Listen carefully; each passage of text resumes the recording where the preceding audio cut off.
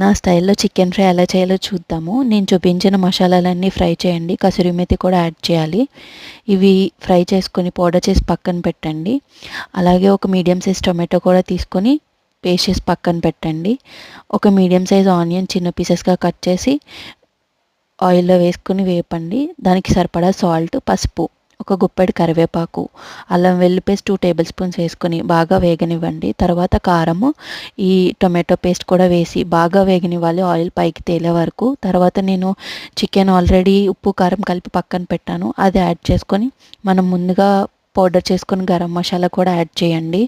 దీంట్లో ఇంకా వాటర్ ఏం వేయాల్సిన అవసరం లేదు. ఆ వాటర్తో బాగా కుక్ అవ్వనివ్వండి. చికెన్ని బాగా దగ్గర పడే వరకు కుక్ చేసుకొని మధ్య మధ్యలో కలుపుతూ ఉండండి. లాస్ట్లో మళ్ళీ ఆ గరం మసాలా ఒక టేబుల్ స్పూన్, చికెన్ మసాలా ఒక టేబుల్ స్పూన్ యాడ్ చేసి మీకు సాల్ట్ ఏమైనా అడ్జస్ట్ అవుతే అడ్జస్ట్ చేసుకోండి. ఫుడ్ కలర్ ఇష్టమైతే యాడ్ చేసుకోవచ్చు.